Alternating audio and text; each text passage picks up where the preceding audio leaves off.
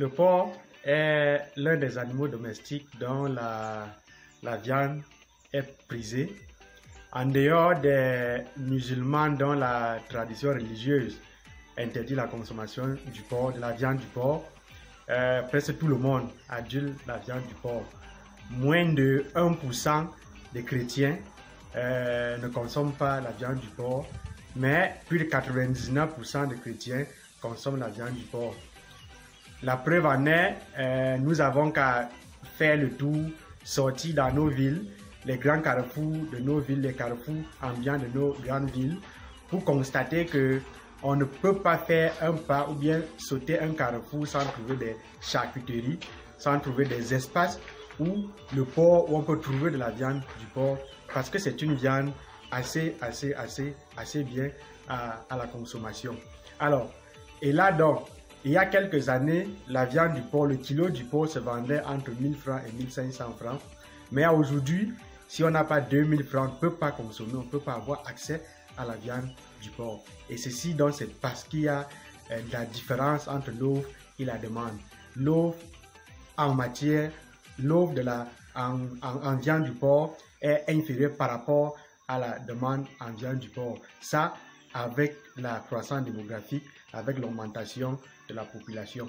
Alors là donc, connaissant donc que à chaque problème égale opportunité d'investissement, il est donc important, le secteur porcin est donc un secteur d'opportunité d'investissement. Salut à tous, Jim Woko, ingénieur d'agriculture et promoteur du cabinet Blessing Agri Consulting, cabinet spécialisé dans le conseil agricole. Si je parle d'investissement agricole, c'est parce que je suis convaincu que l'agriculture est le principal pilier sur lequel nous devons nous appuyer pour émerger. Alors, ici, donc, nous sommes dans une porcherie, nous sommes dans un bâtiment, c'est une porcherie en chantier, un bâtiment qui doit abriter les porcs. Et je tiens à faire cette vidéo aujourd'hui pour parler non seulement de l'élevage du porc en général, mais surtout des règles à respecter lorsqu'on veut lancer un élevage porcin. Parce que comme tout autre élevage, l'élevage du porc a des exigences en matière de normes. Et le premier, c'est le départ. Le principal, c'est le départ, c'est-à-dire les normes en matière de bâtiment. Si on a raté les normes de construction du bâtiment au départ, on ne peut pas attendre, on ne peut pas avoir des résultats escomptés. On aura donc des résultats qui ne reflètent absolument à rien ce qu'on a, les prévisions, de raison pour laquelle cette vidéo aujourd'hui, c'est pour vous parler un peu des normes, des dimensionnements, ce qu'il faut respecter pour, dans la construction du bâtiment d'élevage de porc. Et pour ce faire, je vais donc laisser le soin aux techniciens spécialistes de la chose pour nous parler de ces dimensionnements, de comment est-ce qu'il faut construire son bâtiment. Allez. Le plus grand facteur en élevage, c'est l'eau. C'est pour ça que, de prime abord, je vais vous parler du château que nous pouvons observer de l'autre côté. C'est très important. En réalité, il est à 60% très important d'avoir un château comme celui-là dans son élevage. Parce que, essentiellement, à un certain âge, les porcs pourront manger la même quantité par jour d'aliments, mais pour gagner en poids, c'est la quantité d'eau qui varie. Et nos sujets vont boire en une quantité d'eau plus élevée que le mois précédent. Alors, après l'eau, nous avons déjà notre château qui est un gros château. Il va falloir ajouter un château doseur en dessous, là où on pourra mettre les 10 produits de traitement pour administrer à nos sujets de façon équitable. Les tuyaux seront canalisés dans le sens où nous aurons les tuyauteries qui vont arriver dans le bâtiment et nos sujets pourront boire de l'eau avec des pipettes. Alors, les pipettes sont installées environ à 2 mètres des mangeoires en réalité. Et le bâtiment en lui-même, quand on parle du bâtiment, il faut savoir les normes. Nous avons en général, nous devons avoir 10 sujets en 100 mètres carrés. Ça veut dire qu'un sujet, pour qu'il soit dans un environnement aisé, il doit être dans 10 mètres carrés à lui-même pour avoir l'aisance qu'il lui faut. Les mangeoires, nous pouvons voir ici, là, voici notre bâtiment qui va abriter un sujet. La variété, ça dépend de vous. Il y en a des variétés qui gagnent beaucoup en poids et ça dépend de ce que vous voulez. Est-ce que vous voulez un porc charcutier? Est-ce que vous voulez un porc... ça dépend des caractéristiques que vous cherchez chez le sujet. Alors, voici le bâtiment en lui-même. La hauteur, vous pouvez le constater. Voici la hauteur qui est de 1,50 m.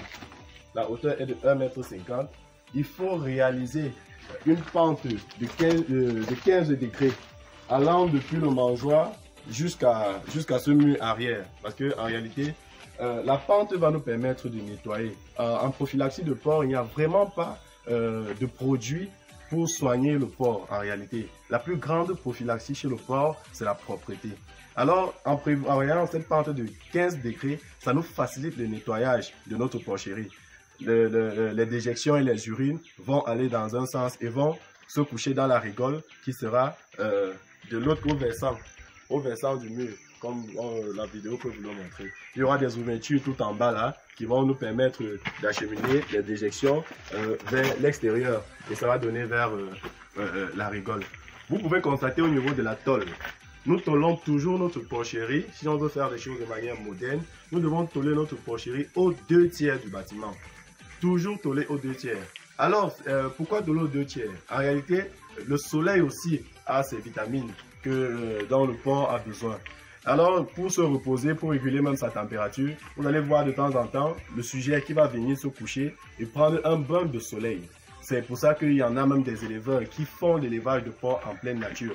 Nous savons que la nature, mais en faisant l'élevage en nature, les risques de maladies, d'infection sont élevés. C'est pour ça qu'il faut prévoir un bâtiment qui peut non seulement mettre l'animal en confort, mais aussi lui donner des caractéristiques comme s'il était en pleine nature. Ici, nous aurons notre mangeoire. Nous aurons la mangeoire de notre sujet. Nous allons faire une mangeoire de notre sujet ici, là. Et la mangeoire aura 10 cm ici en avant. Et derrière, là, ce sera 15 cm. Ça va aller dans ce sens. En fait, ça, c'est un bâtiment d'un sujet grand ou d'une maman en gestation ou d'un mâle. L'autre bâtiment à côté, c'est un bâtiment qui nous présente, qui est plus grand. Celui-ci est plus grand. Ici, nous allons mettre les sujets après sevrage.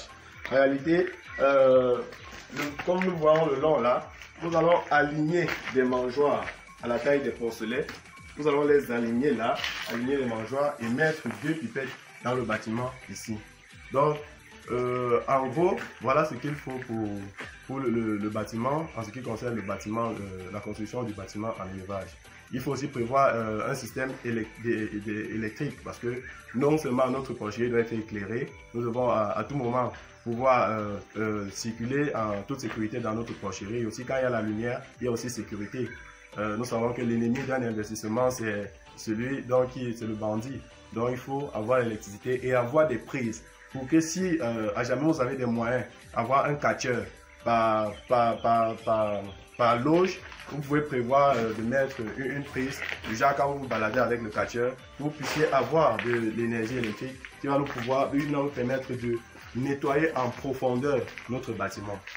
Alors, voici en gros brossé la construction du bâtiment. Celui-ci a 2 versants. Le couloir sépare les loges. Il y a des rangées de loges et un couloir sépare les 2 rangées.